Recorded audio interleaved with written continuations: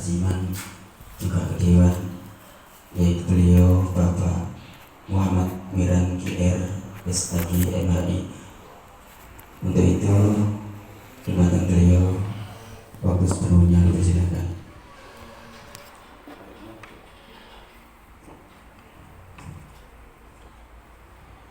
Bismillahirrahmanirrahim. Assalamualaikum warahmatullahi wabarakatuh. Subhanallah walhamdulillah wa la ilaha illallah wallahu akbar. La haula wa la quwata illa billahil aliyyil azim. Qala ta'ala fil kitabil karim. Bismillahirrahmanirrahim. La in syakartum la azidannakum wa la in kafartum inna 'adzabi lasadid. Amma ba'du. Yang terhormat Bapak Kasibimas Muhammad Abdul Hafid beserta rombongan dari Kabupaten Bojonegoro, yang terhormat teman kerja kita Ibu Hajah Amroah, serta para penyuluh agama Islam kedua wilayah Kecamatan Kasiman dan Kedewan yang saya hormati, serta pembantu pegawai pencatat nikah atau yang istilah sekarang P4 Kedewan dan Kasiman yang saya hormati, serta karyawan-karyawati Kecamatan Kasiman dan Kedewan yang saya hormati pula. Alhamdulillah, dengan ridho dan izin Allah Subhanahu wa Ta'ala, pada siang hari ini kita dipertemukan di balai nikah Kecamatan Kasiman ini dalam keadaan sehat. Semoga kesehatan ini selalu menyertai kita, keluarga kita, warga masyarakat kita, dan seluruh elemen pemerintahan yang menangani bidang keagamaan di wilayah kita. Allahumma amin ya rabbal alamin. Ini semua bisa berjalan atas ridho dan dayanya. Semoga Allah merestui dan meridhoi apa yang menjadi tugas kita masing-masing. Allahumma amin ya rabbal alamin.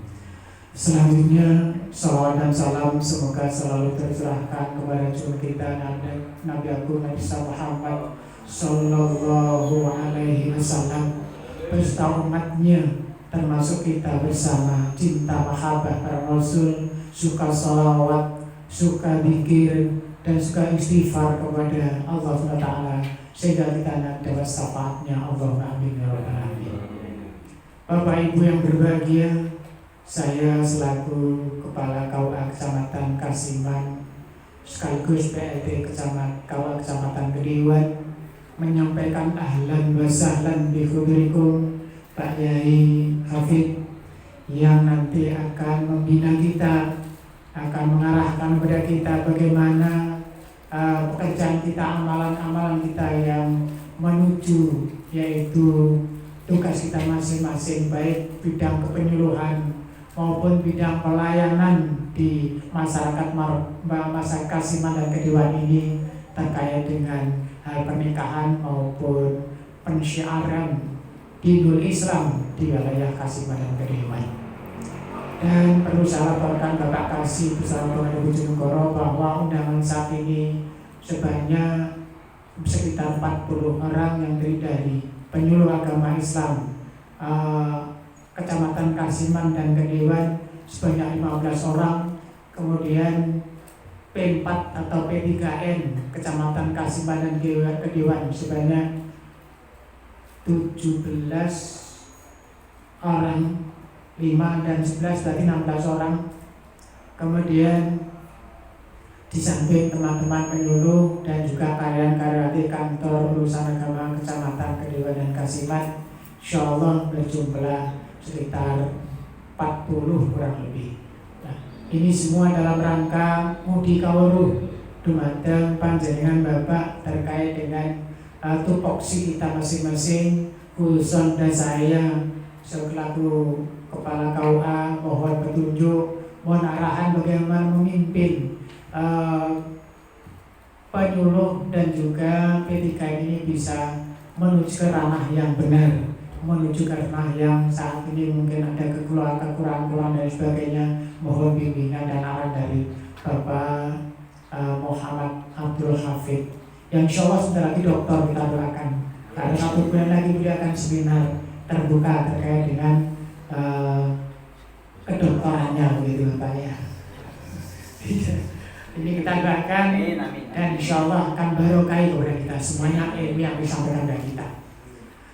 Perlu saya laporkan Bapak bahwa alhamdulillah untuk Kecamatan Kasiman masih full terkait dengan penyuluh 8 dan untuk Dewan itu tinggal 7 karena yang 1 dahuluan diri kemarin sudah kita ajukan Bapak terkait Mas Khairuddin, kita doakan semoga bisa mengamalkan ilmunya di tempat lain.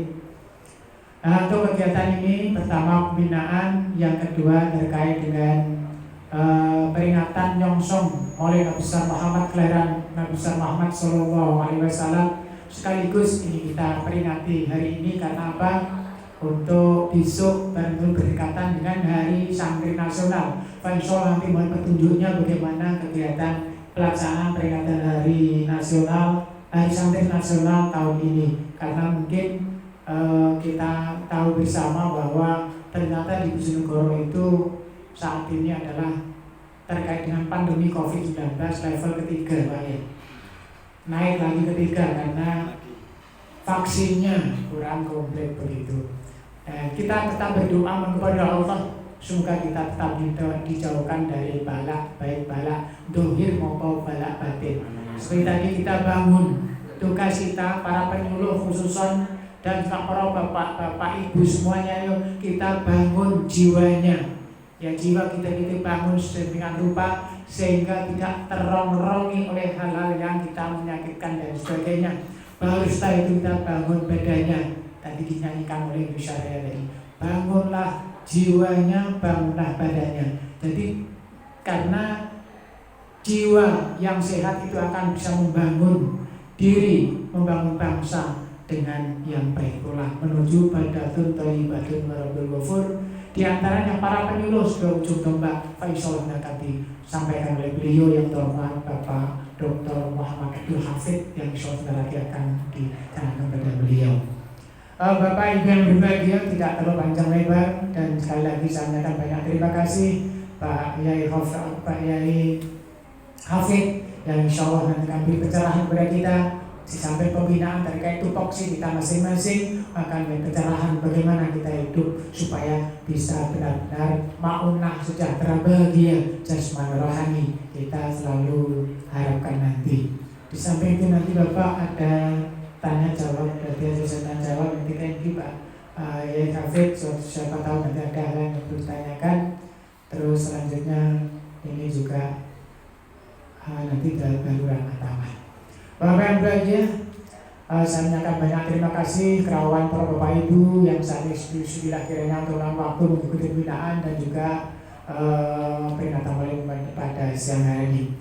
Saya kira ini dan sekali mohon maaf yang sebesar-besarnya, marilah kita ikuti acara pembinaan sekaligus peringatan Maulid Nabi oleh Bapak Muhammad Abdul Hafid yang nanti akan kita ikuti sampai selesai. Allahumma sholli ala Muhammad, Allahumma sholli ala Muhammad, Allahumma sholli ala Sayyidina wa Maulana Muhammad. Akhul qaum wallahu muwaffiq illa al-aqwami thariq. Assalamualaikum warahmatullahi wabarakatuh. Terima kasih.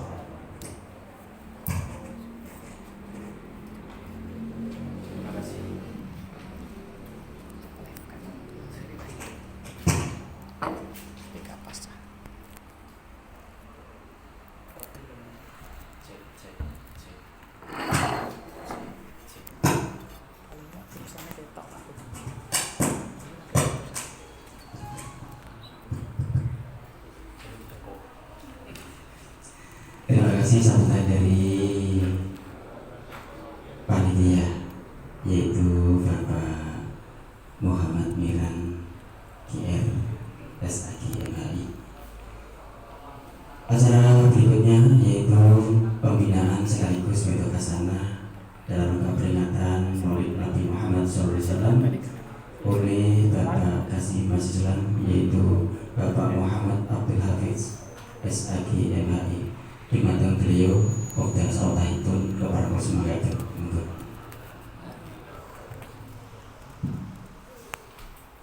Assalamualaikum warahmatullahi wabarakatuh. Waalaikumsalam warahmatullahi wabarakatuh. Alhamdulillahilladzi arsala rasulahu bil huda wa dinil haqq liyudhhirahu 'alad dini kullih walau karihal kafirun.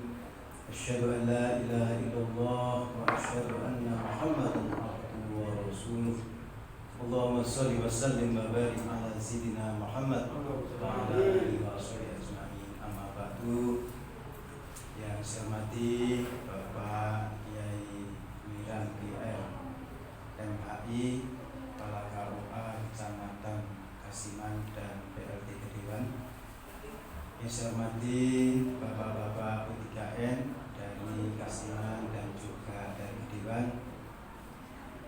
Dan saya hormati Ibu Penyuluh Fungsional Kecamatan Kedewan dan juga Kecamatan Kasiman. Juga tidak lupa Bapak Ibu Penyuluh Agama non PNS dari Kecamatan Kasiman dan juga dari Kecamatan Kedewan yang saya banggakan, dan semoga selalu dalam lindungan dan rahmat Allah Subhanahu wa Ta'ala. Pertama, tidak lupa kita mengucap syukur. Pertama, marilah kita mengucap syukur kepada Allah Subhanahu wa Ta'ala atas segala limpahan rahmat, taufik dan hidayahnya, sehingga sampai hari ini kita dipertemukan oleh Allah, kita diberi kesehatan, diberi keselamatan. Karena yang kemarin-kemarin itu waktu rame-rame ada COVID yang meningkat itu, banyak dari saudara-saudara kita, bahkan orang-orang yang kita cintai itu sudah tidak bersama dengan kita lagi. Dan alhamdulillah kita termasuk yang diberi perlindungan oleh Allah, sehingga kita masih hidup, masih bisa melanjutkan karya-karya kita dan beribadah kepada Allah Subhanahu wa Ta'ala. Semoga apa yang telah diberikan nikmat pada Allah ini dilanggengkan oleh Allah, dan bahkan semoga ditingkatkan, ditambahi nikmat-nikmat Allah kepada kita. Allahumma amin. Salawatullah wa salamuhu semoga terlimpahkan kepada kita Nabi Muhammad sallallahu alaihi wasallam.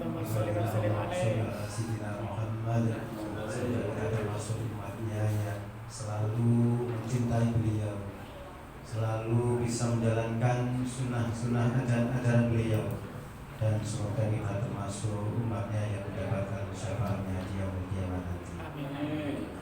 Bapak Ibu yang saya hormati, ini tadi ya peringatannya cukup lengkap ya, pembinaan dan sekaligus maulid nanti hadir semuanya nih, teman-teman. Alhamdulillah, ini bagian dari kecintaan kita kepada baginda Nabi Muhammad SAW. Kata beliau, besok itu di akhirat nanti orang itu akan dikumpulkan bersama orang-orang yang dicintai. Kalau di dunia ini cinta dengan para kiai, besok ya dikumpulkan dengan para kiai. Besok kalau di dunia ini senang kumpul dengan para sindir, tahu sindir? Ya, besok juga akan dikumpulkan dengan para sindir. Kalau di dunia ini senang dengan para biduan, para pemandu karaoke, para kurer, ya besok kalau di akhirat juga akan dikumpulkan dengan mereka-mereka itu. Senang ya kira-kira? Tapi kalau senangnya dengan Nabi Muhammad, besok insya Allah juga akan dikumpulkan dengan Nabi Muhammad. Allahumma amin. Kalau kumpul dengan Nabi Muhammad, insya Allah tempatnya di surga. Tapi kalau kumpul dengan orang-orang yang tidak jelas, ya tidak jelas pula tempatnya besok. Nah, maka dari itu peringatan Maulid Nabi ini adalah bagian dari rasa cinta kita kepada Nabi Muhammad SAW, sekaligus juga rasa syukur kita kepada Allah Subhanahu Wa Taala, di mana kita ini ditakdirkan menjadi umat Nabi Muhammad, umat pilihan, di mana meskipun umat Muhammad ini umurnya hanya 70, 80, akan tetapi pahalanya yang diberikan kepada umat Muhammad ini melebihi dari umat sebelumnya. Kalau di zaman dulu umurnya sampai 800 tahun, ada yang 900 tahun, gitu ya, Nabi Adam 900. Nah, kemudian banyak lagi ya. Tetapi amal ibadahnya tidak dilipat gandakan sebanyak umat Nabi Muhammad. Umat Nabi Muhammad, misalnya contoh kalau ada Lailatul Qadar saja, apabila ada yang berjumpa dengan Lailatul Qadar kemudian melakukan amal ibadah, sekali saja dia ketemu dengan Lailatul Qadar, itu sudah seperti hanya dia melakukan ibadah 1000 bulan atau sekitar 83 tahun. Itu baru sekali itu. Nah, kalau berkali-kali ya bisa dibayangkan pahalanya sangat banyak sekali. Begitu pula pahala-pahala yang lain. Nabi Muhammad, umat Nabi Muhammad dilipat gandakan. Siapa yang mau baca Al-Quran 1 huruf saja, dia akan dinilai 10 kebaikan. Apalagi kalau bacanya ini sampai 1 lembar, 1 juz, bahkan khatam Al-Quran, bisa dibayangkan berapa banyak huruf itu kali 10 ya, sangat banyak sekali.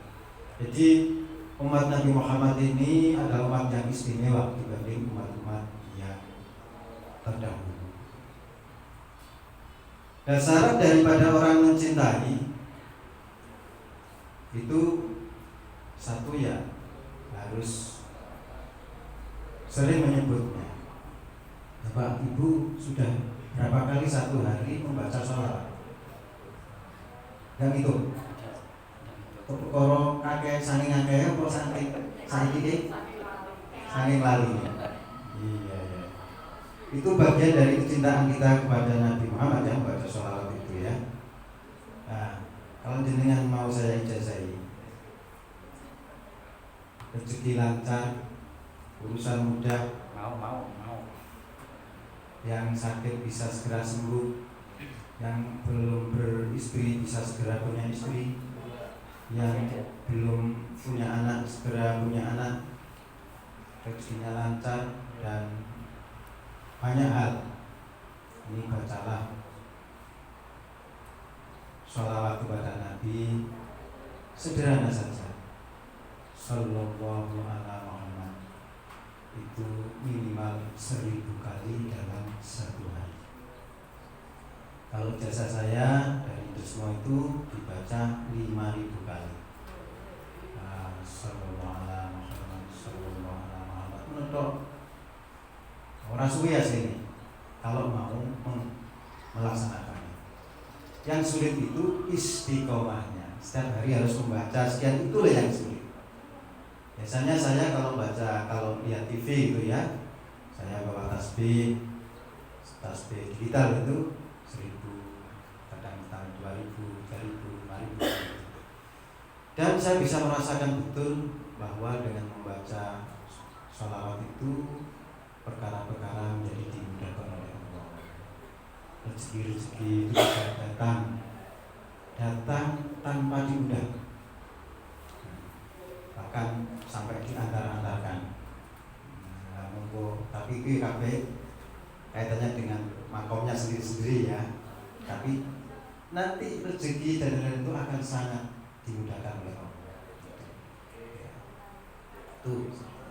Kalau sholawat yang lain ada sholawat Nabi, sholawat Fatih, sholawat Nabi, macam-macam itu terlalu banyak, dengan nanti bacanya nggak bisa banyak. Cukup selawat malaikat Jibril itu sallallahu alaihi Muhammad sallallahu alaihi Muhammad itu 1000 kali.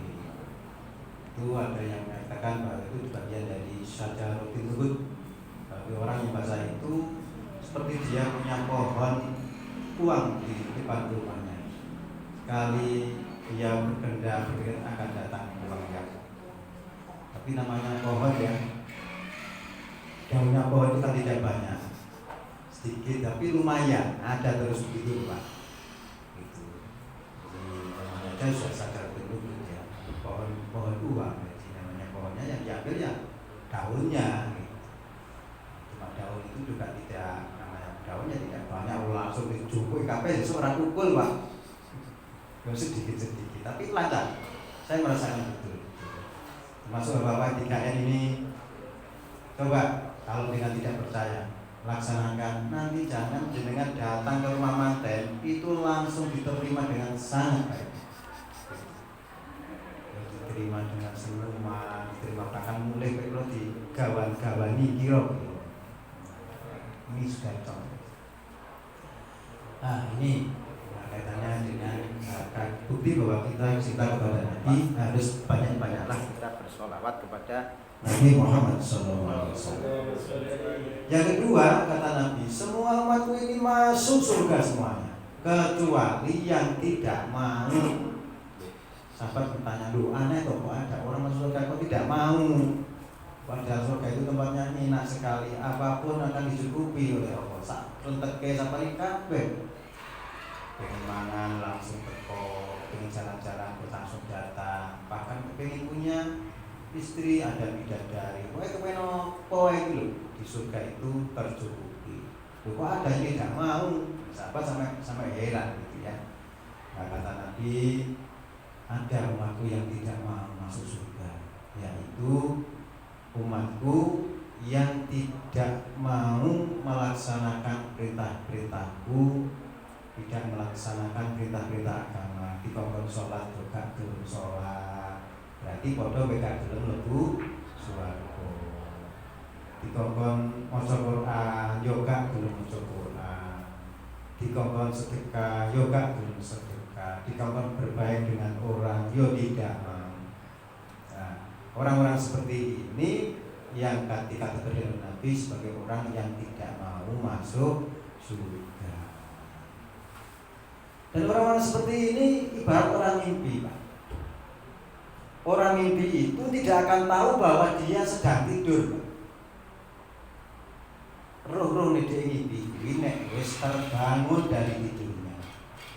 Cara ngerti, aduh kek mimpi lho, ketemu dengan orang cantik yo, cara mimpi iku cara tenan, cara orang mimpi, wis aku wis gelem wis.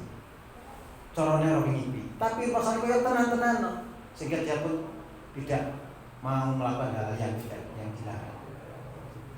Itu orang mimpi. Begitu pula orang yang lalai dari agama, itu juga dia tidak sadar bahwa dia ini sedang melalaikan agama. Ngerti-ngertinya kalau dia itu besok sudah masuk ke dalam alam barzakh, masuk ke dalam liang kubur. Dia ngerti, ditekani kalau malaikat muka dan akhir, baru dia ini sadar, oh iya bahwa saya ini kemarin waktu di dunia itu tidak beribadah, baru sadar, baru terjaga dari kelupaannya itu. Bahkan sebagian mayit-mayit yang amalnya banyak dosanya itu, yang kaya raya tapi tidak mau sedekah, yang tidak mau sholat, yang melupakan kewajibannya dan lain itu, dia itu minta dihidupkan kembali. Laula akhartani ila ajalin qarib fa asaddaqu wa aku minas sholihin. Ya Allah, hendaknya jenengan tunda sebentar saja, saya akan bersedekah dan saya akan menjadi orang yang soleh. Maksud bahwa aku minas sholihin, dan akan bersedekah dan saya akan menjadi orang soleh. Tapi kata ya, kata Allah, wala yu'akhirullahu nafsan idza jaa ajaluha wallahu khabirum bima ta'malun. Tapi kata Allah, kalau ajal itu sudah tiba, maka tidak akan bisa ditunda lagi. Dan Allah Maha tahu apa yang engkau perbuat. Nah, ini Bapak Ibu. Maka kita sebagai orang-orang yang masih diberi kesempatan oleh Allah Subhanahu wa taala hidup ini, mari kita ini ya beramal sebanyak-banyaknya untuk persiapan kita di akhirat. Salah satunya adalah mencintai Nabi Muhammad SAW, sehingga kita besok bisa bersama-sama kumpul dengan Nabi Muhammad di surganya Allah nanti. Allahumma. Bapak Ibu yang saya hormati, itu sekelumit atau sedikit dari pesan saya kaitannya dengan Maulid Nabi. Selanjutnya pesan saya kaitannya dengan tugas-tugas panjenengan yang melayani masyarakat. Ini sudah majelis taklimnya dan acara-acara pernikahan sudah bisa digelar ya, sudah tidak online lagi ya, sudah semuanya ya, tatap muka ya. Jadi untuk level ini meskipun level 3, karena level 3 itu didasari pada vaksin, sudah boleh. Dengan mau datang ke pengajian sudah boleh, dengan mau sholat berjamaah juga diperbolehkan, dengan mau kunjungan, mau sholat sudah diperbolehkan. Ya. Tapi tetap dengan menggunakan protokol kesehatan. Ini dengan diperbolehkan ini orang sudah tidak ada yang protes, Pak. Jadi orang sudah dihimbau, ayo monggo sedaya berjamaah nang masjid. Saiki wis oleh semua dihimbau. Tapi anehnya Pak, si dihimbau malah gak datang masjid, Pak. Malah awang-awangan no masjid. Padahal waktu PPKM itu dilarang berjamaah, dilarang. Sholat Idul Adha dilarang. Do protes kabeh. Bahkan yang enggak sholat itu malah kenceng protesnya. Habis sholat kok gak oleh. Dan saiki dikon sholat itu malah aras sing salah sapa Pak? Lah iya iki sapa niki. Itulah yang terjadi di masyarakat. Ini dilarang itu ya malah kepengin mencoba, tapi kalau dibiarkan dihimbau malah enggak. Seperti itu. Makanya ini bagian tantangan dari kita sebagai agama dan juga bapak-bapak P3N, ini tantangan bagi kita. Sampai itu ya monggo, ini sudah masuk bulan Maulid Nabi. Alhamdulillah kita sudah mengawali ya. Di KUA sudah mengawali untuk peringatan Maulid Nabi, meskipun mendahului, maksudnya kan tanggal 19 tadi ya. Kalau di Kementerian Agama, insya tanggal 19 kita akan melaksanakan peringatan Maulid Nabi di tingkat kantor. Kalau sini lebih awal, bagus, boleh. Peringati lebih awal boleh. Tepat juga boleh, belakangan juga boleh. Ini sifatnya kan Islam mensyiarkan agama. Tolong juga yang di desa-desa untuk dihimbau sudah boleh melaksanakan peringatan Maulid Nabi. Kalau misalnya sederhana ya monggo, kalau mau dibesarkan monggo, tetapi tetap terus dengan menggunakan protokol kesehatan ya, pakai masker, kemudian cuci tangan, jangan bergerombol ya, seperti itu 5M itu yang diartikan.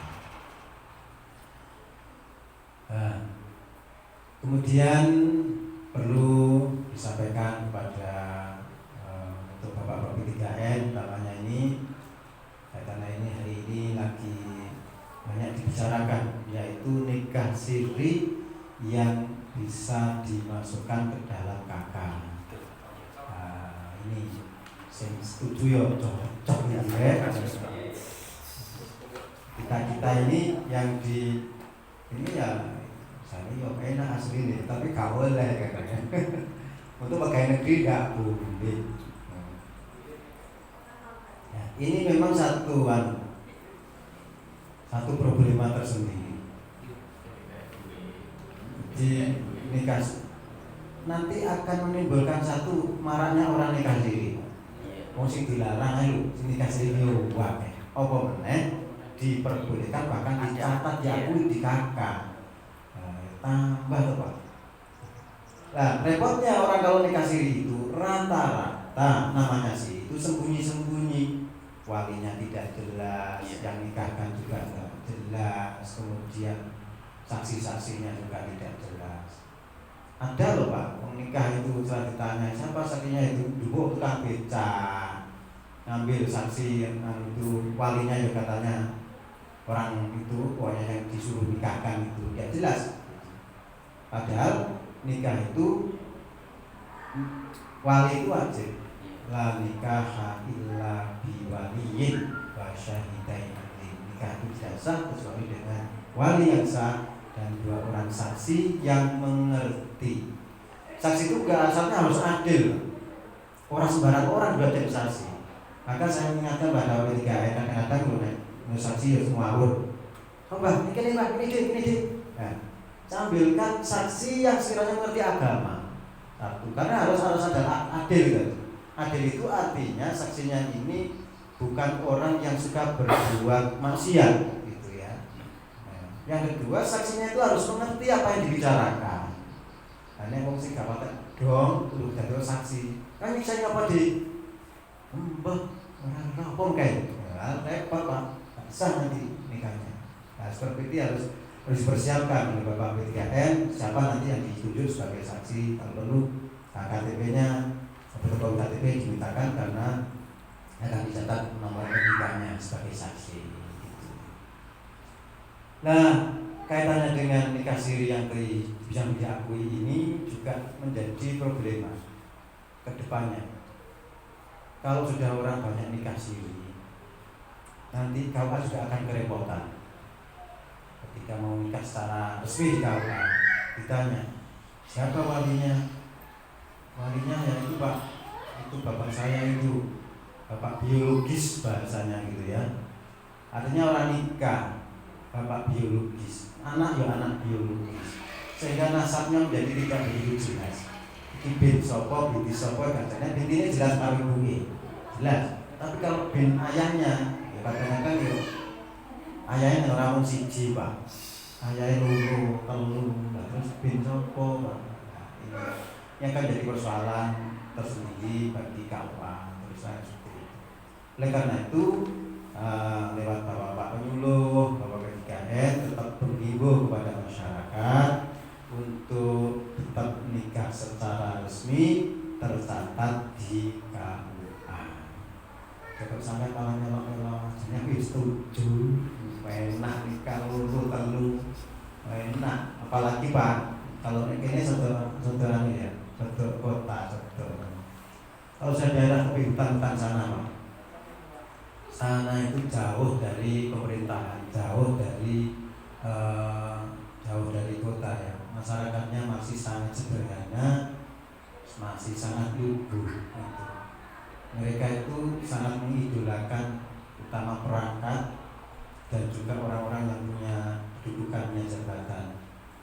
Termasuk di P3N bareng Mbah Mudin seneng Pak, Mbah Mudin Pak. Hari bahasane kok jaluk anake kok Pak. Yo dinekno Pak itu.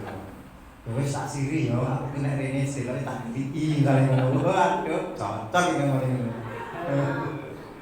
Itu ada Pak di sana Pak. Oh saya kan keliling-keliling. Saya pernah di Ngambon, saya pernah di Tabalujo, saya pernah di daerah jauh-jauh. Bahkan saya kalau misalnya di Ngambon itu di Tambiran itu katanya 17 kilo dari Ilang itu. Saya itu disiapkan kendaraannya. Kendaraannya kok mobil mboten. Kendaraannya itu sepeda trail itu loh Pak, khusus untuk orang yang cari kayu itu, sehingga rantai-rantai ini.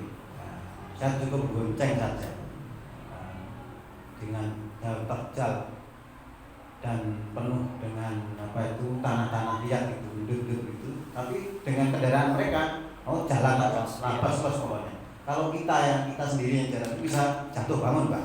Tapi kalau mereka sudah lihai gitu. Nah, sulit.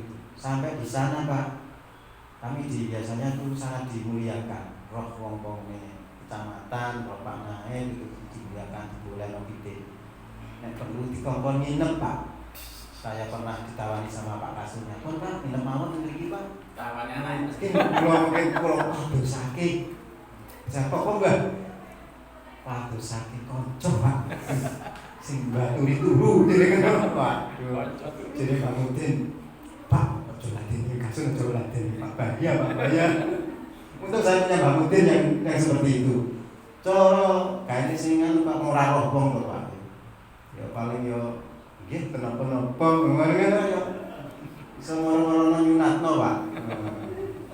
Nah, itu di sana begitu. Jadi peluang untuk nikah siri ini sangat terbuka kalau itu terjadi tidak sudah diakui.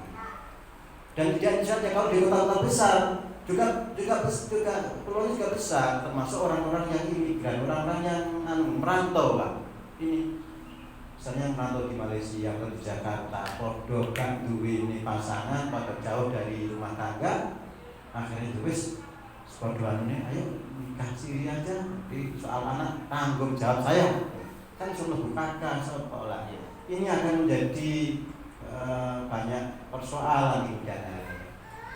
Maka dari itu tetap dihimbau kepada masyarakat, kepada warga supaya nikahnya itu tetap tercatat. Dan kalau adanya nikah siri hendaknya dilarang. Jangan itu dilarang supaya kehidupan kita itu tertib. Itu nikah juga dianggap juga tidak bayar sah-sah. Apa saja yang direpotkan apa? Ini problema baru kita yang sampai ini sudah banyak sebenarnya yang memprotes. Tetapi untuk protes itu juga tidak mudah.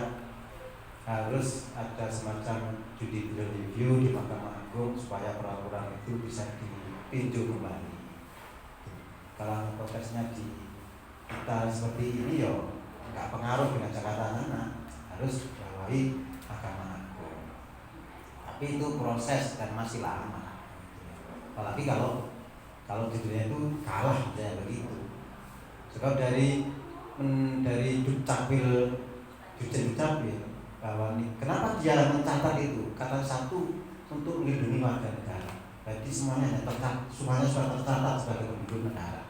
Baik itu anak sah, tidak sah, atau anak dari perkawinan yang sah atau tidak, tetap harus tercatat. Alasannya seperti ini.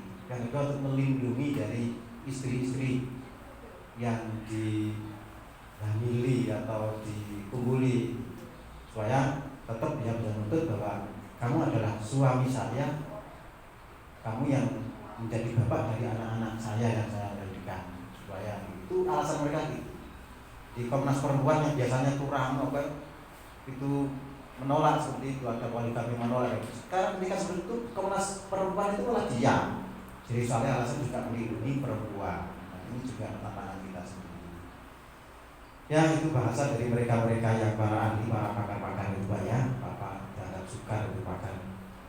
Yang penting kita di sini, apa itu di desa atau di mulai masyarakat ini kita sampaikan hal yang baik, yang positif. Terus selanjutnya saya juga mengingatkan lagi kaitannya dengan Hari Santri. Ini Hari Santri juga tanggal 22. Monggo di tingkat kecamatan diadakan kegiatan Hari Santri, entah lomba atau mungkin apa untuk upacara itu yang di kabupaten itu secara virtual. Jadi masih dibatasi sekali untuk upacaranya. Yang di kecamatan kemungkinan kalau kabupaten itu virtual, di kecamatan juga virtual, tapi tetap nunggu. Habis itu bisa melakukan kegiatan-kegiatan, misalnya lomba atau mungkin syukuran, pengan dan lain-lain. Yang penting tetap kita semarakan Hari Santri itu, karena itu yang milik kita. Siapa lagi yang akan mensiarkan, meneriakkan Hari Santri kalau bukan orang-orang santri? Orang yang tidak santri itu tidak akan mau. Maka harus disemarakan. Kalau di Padangan tadi tak lihat kok mengadakan lomba membaca itu Pak, mahal dia bersama tapi diiringi dengan rebana. Mereka lombanya itu secara online. Jadi masing-masing grup itu mengirim rekaman dikirim ke panitia. Dari rekaman itu kemudian dinilai oleh juri. Nah, jurinya tentu yang sudah ditunjuk yang ahli dinilai, ditentukan nanti juara 1, juara 3.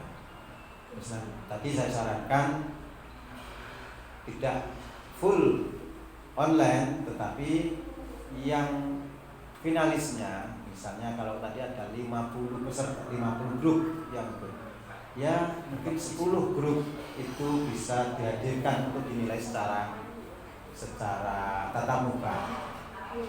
Itu seperti itu, dan tampaknya mereka setuju untuk finalnya itu dinilai secara terbuka. Nah, barangkali kalau di sini misalnya dengan mengadakan lomba-lomba misalnya azan, untuk anak-anak kan bisa, dengan bisa menilai kan, azan mesti rokok, azan pena mereka ini akan berapa kilo. Hadiah apa Pak? Hadiah sebenarnya hadiah itu kalau anak-anak sekolah kasih uang pembinaan ya alhamdulillah, dengan kasih hadiah berupa tas, berupa buku, apa itu juga mereka tidak biasa. Dananya dari mana? Satu, dana swadaya. Yang kedua, dengan bisa minta bantuan. Di sini kan ada banyak kantor-kantor, banyak usaha-usaha ini. Dengan minta ini sebagai untuk hadiah untuk kegiatan hari santri dan maulid Nabi, saya begitu. Dengan berapapun kontribusi mereka, itu saya kira sudah sangat bisa membantu. Ya, terakhir untuk Bapak Guru, laporannya ini supaya aktif, dan untuk kegiatan yang dulu kemarin itu kita banyak secara online, maka itu harus tetap juga dipertahankan karena era sekarang ini era digital, era pendidikan digital. Ketika warga dengan menggunakan media-media poster, media pamflet, dengan streaming YouTube, video pembelajaran itu tetap harus tetap dipertahankan dan bahkan kalau perlu ditingkatkan. Di samping juga kegiatan yang bersifat tatap muka, ketemu langsung dengan warga masyarakat, supaya tetap semangat jalan.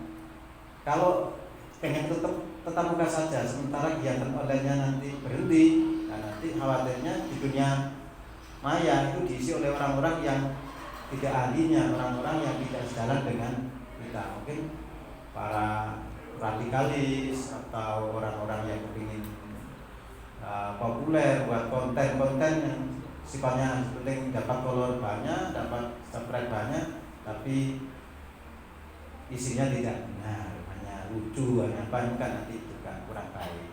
Maka peran dari para pendahulu ini sangat diharapkan untuk bisa juga berperan di dunia maya.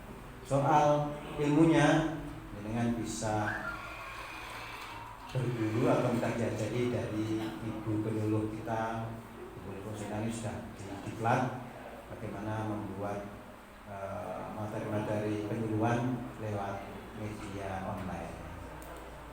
Itu saja dari kami. Terima kasih atas kehadirannya. Kelihatannya kompak semuanya, seragam semuanya, dan tetap semangat, dan kita niati dengan penuh keikhlasan. Semoga apa yang kita laksanakan ini merupakan bagian dari amal ibadah kita kepada Allah Subhanahu wa Ta'ala. Demikian, apabila ada salah hilaf dalam kata-kata maupun sikap maupun dimaafkan. Wallahul muwaffiq ila aqwamit thoriq. Wassalamualaikum warahmatullahi wabarakatuh.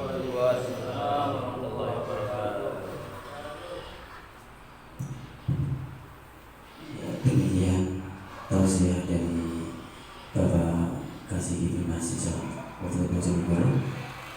Membuka